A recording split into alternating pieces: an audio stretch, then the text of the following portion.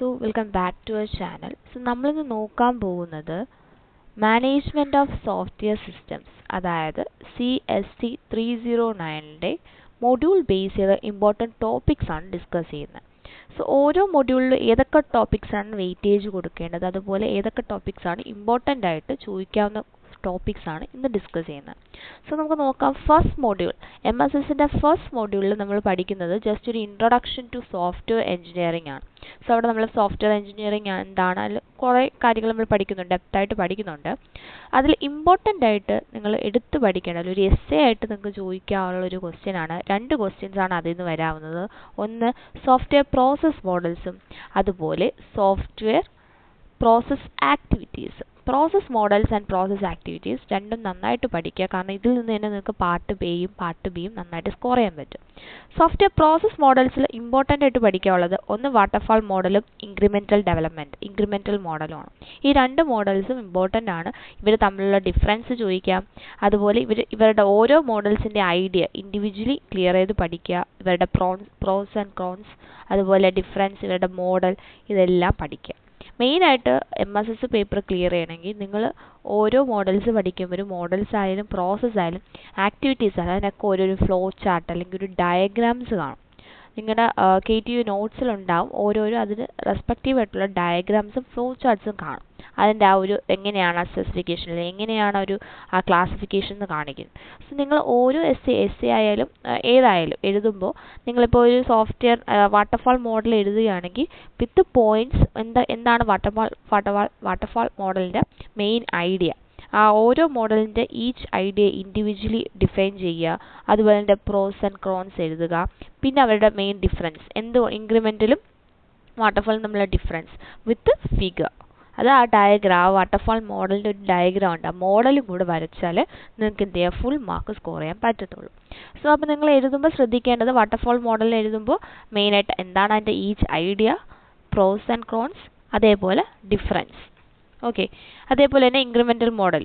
Next വരുന്നത് നമ്മുടെ software specification, validation, alpha testing, beta testing and software evolution.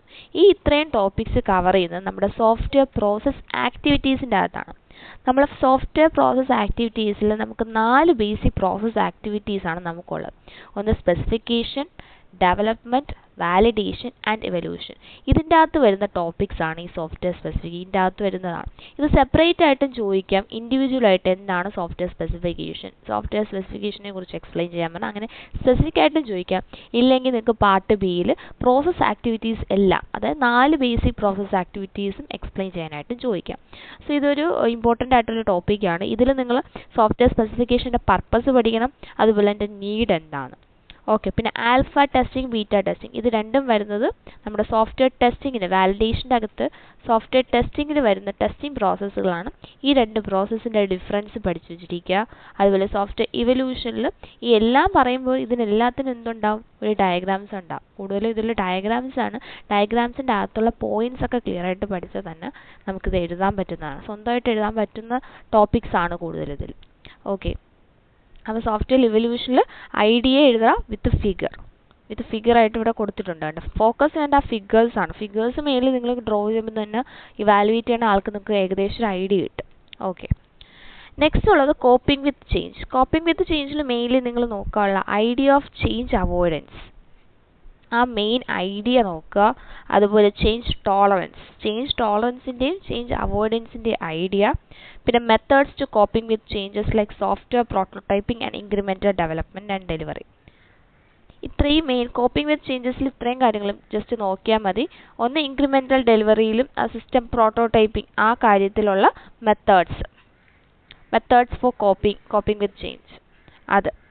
പിന്നെ ഉള്ളത് ചേഞ്ച് ഇൻ ടോളറൻസും ചേഞ്ച് ആൻറ്റിസിപ്പേഷൻ അല്ലെങ്കിൽ change avoidance.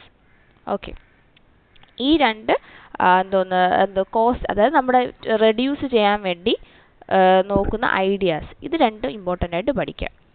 Coping with ചേഞ്ചിൽ important ആയിട്ട് പഠിക്കാനുള്ള ഇത്രയാണ്. ഒന്ന് ചേഞ്ച് ആൻറ്റിസിപ്പേഷൻ എന്താണ്, ഓക്കെ, പിന്നെ ചേഞ്ച് ടോളറൻസ്. ഇത് രണ്ടും എന്താണ്, രണ്ട് അപ്രോച്ചസ് ആണ്. എന്തിന് യൂസ് ചെയ്യണം, to reduce the cost of rework, അല്ലെങ്കിൽ ചേഞ്ച് ചെയ്യാനുള്ള റീവർക്കിൻ്റെ കോസ്റ്റ് കുറയാൻ സഹായിക്കുന്ന രണ്ട് അപ്രോച്ചസ് ആണ് ചേഞ്ച് ഇൻ ആൻറ്റിസിപ്പേഷൻ അല്ലെങ്കിൽ change avoidance and change tolerance എന്ന് പറയുന്നത്. ഇത് രണ്ടും പഠിക്കുക, അതിൻ്റെ മെയിൻ ഐഡിയ പഠിക്കുക.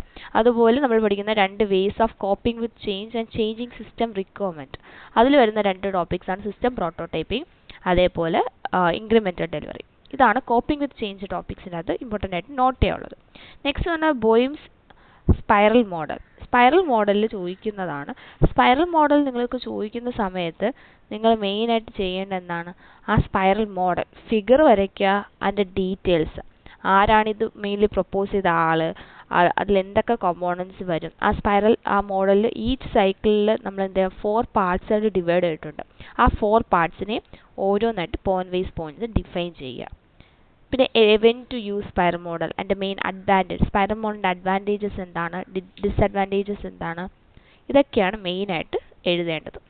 സ്പൈറൽ മോഡൽ ചോദിക്കുമ്പോൾ ഫിഗർ വരയ്ക്കുക, ആ ഒരു ഈച്ച് സൈക്കിൾ സ്പൈറലിൽ ആ ഒരു ഈച്ച് സൈക്കിൾ ഡിവൈഡ് ചെയ്തിരിക്കുന്ന ആ 4 പാർട്സിനെ ഡിഫൈൻ ചെയ്യുക, മെയിൻ അഡ്വാൻറ്റേജസ് ആൻഡ് ഡിസഡ്വാൻറ്റേജസ് പഠിച്ചിരിക്കുക. നെക്സ്റ്റ് വരുന്ന അജൈൽ സോഫ്റ്റ്വെയർ ഡെവലപ്മെൻറ്റ്. അതിൽ അജൈൽ മെത്തേഡ്സും agile manifesto values and principle. Agile software development ഓറായിട്ട് ചില ക്വസ്റ്റ്യൻ പേപ്പറിൽ കണ്ടിട്ടുണ്ട്. ഓറായിട്ട് ചിലപ്പോൾ അജൈൽ ചോദിക്കാം, അല്ലെങ്കിൽ മിക്സായിട്ടും ചോദിക്കാൻ സാധ്യതയുണ്ട്. അജൈൽ സോഫ്റ്റ്വെയർ ഡെവലപ്മെൻറ്റ് ചോദിക്കുന്ന സമയത്ത് മെയിനായിട്ട് അവിടെ പഠിക്കാനുള്ളത് പർപ്പസ് ഓഫ് അജൈൽ, അത് അജൈൽ മെത്തേഡിൻ്റെ പർപ്പസ്, അതിൻ്റെ main principle. Okay, principles of agile software development എന്ന് പറഞ്ഞാൽ കുറച്ച് പ്രിൻസിപ്പിൾസ് നമ്മൾ പഠിക്കും. ആ പ്രിൻസിപ്പിൾസ് പഠിക്കാനുണ്ട്. പിന്നെ ഉള്ളത് രണ്ട് കാര്യങ്ങളാണ്. ഒന്ന് agile manifesto. Okay, agile manifesto പഠിക്കാനുണ്ട്. അതേപോലെ അജൈൽ സിനാറിയോ ഉണ്ട്. ഇല്ല, അജൈൽ മാനിഫെസ്റ്റോ ഇമ്പോർട്ടൻ്റ് ആണ്. അജൈൽ മെത്തേഡ്സ്, പിന്നെ പ്രിൻസിപ്പിൾസ്, ഇത്രയും കാര്യങ്ങളാണ് അജൈൽ സോഫ്റ്റ്വെയർ ഡെവലപ്മെൻറ്റിൽ ഇമ്പോർട്ടൻ്റ് ആയിട്ട് കൊടുക്കാനുള്ളത്. ഓക്കെ, അതുപോലെ അജൈൽ തന്നെ വേറെയും വരുന്നുണ്ട്. അജൈൽ ഇപ്പോൾ പറഞ്ഞ അജൈൽ സോഫ്റ്റ്വെയർ ഡെവലപ്മെൻറ്റിൻ്റെ കാര്യമാണ്. അജൈലിൻ്റെ അകത്ത് തന്നെ പറഞ്ഞ agile principles and X P programming വരുന്നുണ്ട്. അതൊന്ന് നോക്കിയിരിക്കാം. ഓക്കെ അല്ലേ? ഇത്രയും കാര്യങ്ങളാണ് മെയിനായിട്ട് വരുന്നത്. ഇനി അജൈൽ പ്രോജക്റ്റ് മാനേജ്മെൻറ്റ് ഇതിൽ കൊടുത്തിട്ടില്ല. പ്രോജക്റ്റ് മാനേജ്മെൻറ്റും കൂടി നോക്കുക. അതിൽ സ്ക്രം വരുന്നുണ്ട്. സ്ക്രമ്മും 3 മാർക്കിനൊക്കെ ചോദിച്ചിട്ടുണ്ട് മൊഡ്യൂൾ 1-ൽ നിന്ന്. സോ സ്ക്രമ്മും ഇമ്പോർട്ടൻ്റ് ആണ്. സ്ക്രമ്മിൻ്റെ benefits, scrum process, team work കാര്യങ്ങളൊക്കെ ചോദിച്ചിട്ടുണ്ട്. ഓക്കെ, അപ്പോൾ സ്ക്രമ്മും കൂടെ നോക്കണം. ഇത് ഇത്രയാണ് മൊഡ്യൂൾ 1-ലെ ഇമ്പോർട്ടൻറ്റ് ക്വസ്റ്റ്യൻസ് എന്ന് പറയും. ഓക്കെ അല്ലേ?